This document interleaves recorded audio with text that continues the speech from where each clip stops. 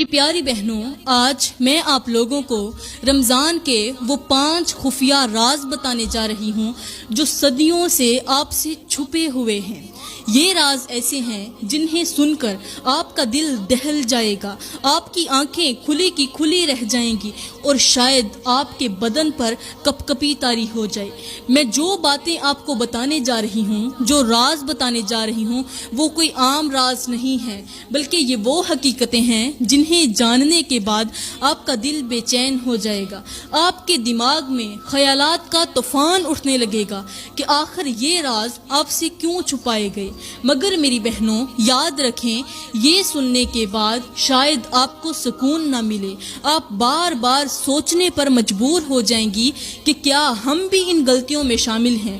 میں آپ کو وہ 5 حقیقتیں بتانے جا رہی ہوں جنہیں جان کر شاید آپ کی نیندیں اڑ جائیں، آپ کا دل رو رو کر کہے گا کہ کاش میں نے یہ پہلے جان لیا ہوتا۔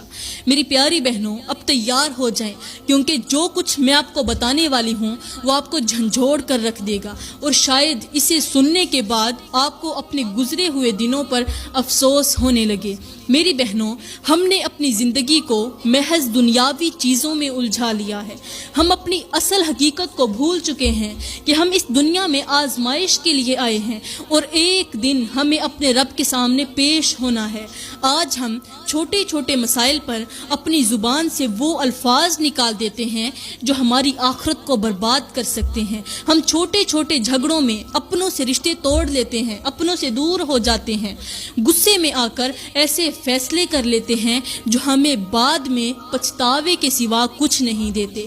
ایسے ہی لوگوں کو راہ راست پر لانے کے لیے میرے کریم نبی نے فرمایا کہ بہترین انسان وہ ہے جس کے اخلاق سب سے زیادہ بہتر ہوں، مگر آج ہمارے گھروں میں وہ اخلاق نظر نہیں آتے۔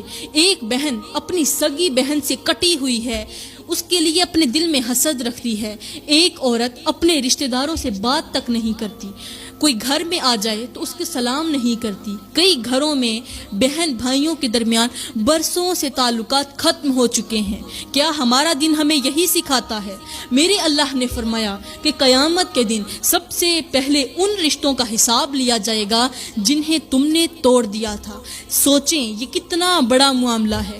میری اسلامی بہنوں، آج ہمارے گھروں میں جھوٹ عام ہو چکا ہے، غیبت ایک معمول بن چکی ہے اور دوسروں کی برائیاں کرنا جیسے فیشن بنتا جا رہا ہے۔ حالانکہ میرے پیارے نبی، میرے کریم نبی نے فرمایا غیبت کرنا اپنے مردہ بھائی کا گوشت کھانے کے برابر ہے۔ استغفر اللہ۔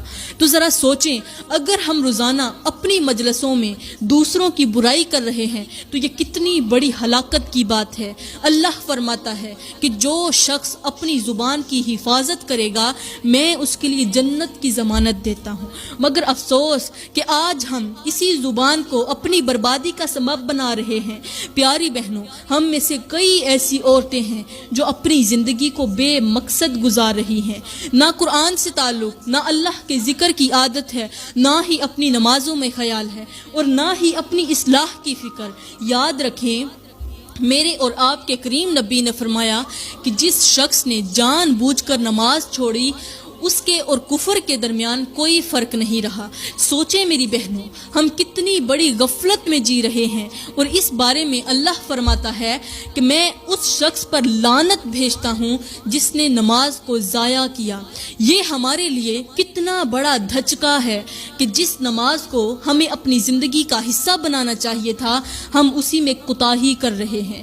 میری پیاری بہنوں، یہ دنیا صرف چند دنوں کا کھیل ہے، اصل زندگی آخرت کی زندگی ہے، وہ زندگی جہاں نہ دوسرا موقع ملے گا، نہ معافی مانگنے کا وقت دیا جائے گا۔ رمضان یہ مبارک مہینہ ہمیں موقع دیتا ہے کہ ہم اپنی زندگیوں کو بدل ڈالیں، اپنی نمازوں کو سنواریں، اپنی زبان کی حفاظت کریں، اپنے دل کو بغض اور کینے سے پاک کریں اور اپنے رب کو راضی کرنے والے اعمال کو اپنا لیں۔ میرے اللہ نے فرمایا کہ جو شخص میری طرف 1 قدم بڑھائے گا میں اس کی طرف 2 قدم بڑھا کے آؤں گا، جو میری طرف چل کے آئے گا میں اس کی طرف دوڑ کر آؤں گا۔ تو میری بہنوں، ہمیں اس موقع کو ضائع نہیں کرنا، کیونکہ پتہ نہیں اگلا رمضان ہمیں نصیب ہو یا نہ ہو۔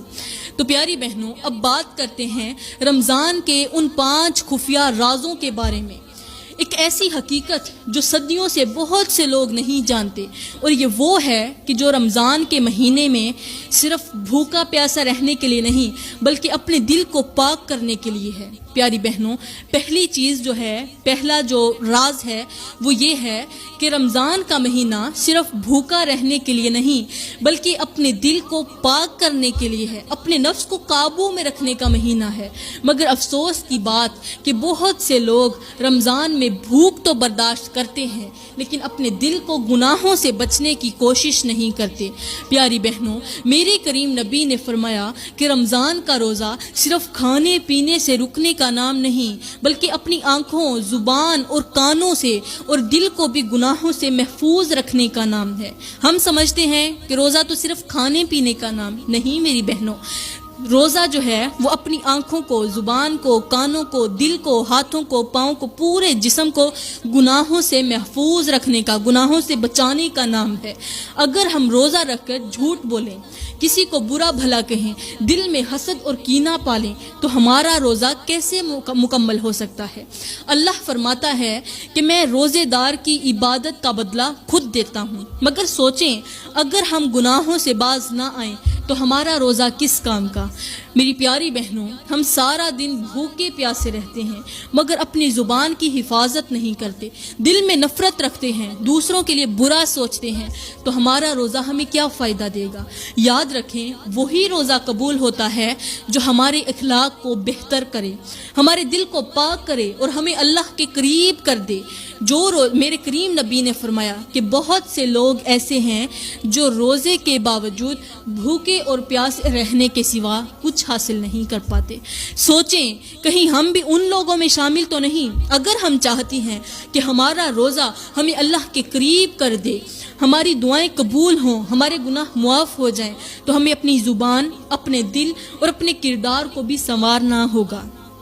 پیاری بہنوں، اگر ہم نے رمضان میں بھی اپنی زندگی نہ بدلی، اپنی غلطیوں پر قابو نہ پایا تو پھر کب بدلیں گی؟ یاد رکھیں، اللہ فرماتا ہے کہ میں اس شخص کی دعائیں قبول نہیں کرتا جس کا دل گناہوں سے بھرا ہوا ہو۔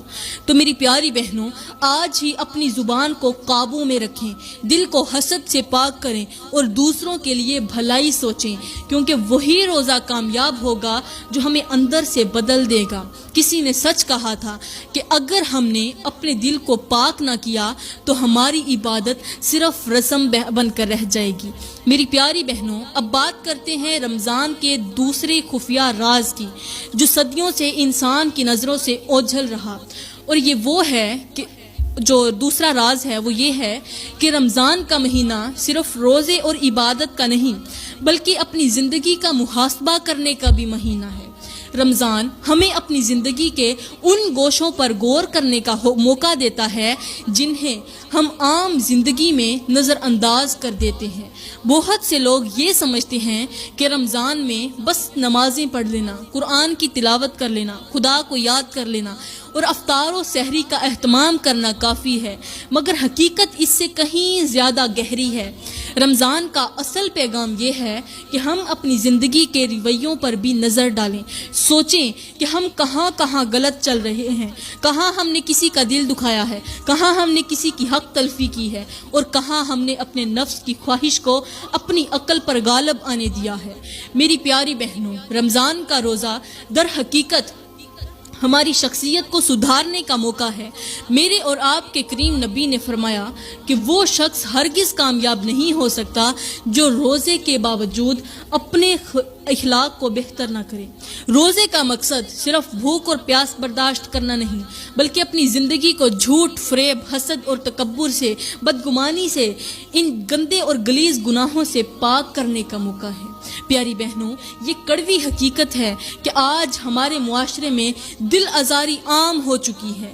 ہم میں سے کتنے لوگ ایسے ہیں جو دوسروں کی غیبت کرتے ہیں، ان پر الزام لگاتے ہیں یا کسی کے اوپر ان کی خوشی دیکھ کر ان پر طنز کرتے ہیں، ان کا مذاق بناتے ہیں، کسی کی غربت کا مذاق بناتے ہیں، کسی کی برائی کو دیکھ کر ہم خوشی محسوس کرتے ہیں۔ اللہ فرماتا ہے کہ میں قیامت کے دن ایسے لوگوں سے منہ پھیر لوں گا جو دوسروں کا حق مار کر یہ سمجھتے ہیں کہ ہم نے اپنی کامیابی حاصل کر لی۔ سوچیں، اگر ہمارے روزے ہمیں جھوٹ سے نہ روکیں، اگر ہمارے روزے ہمیں اپنی بدگوئی سے نہ روکیں، اگر ہمارے روزے ہمیں دوسروں کی عزت کو پامال کرنے پر مجبور کر دیں، تو پھر ایسے روزے کا کیا فائدہ؟ یاد رکھیں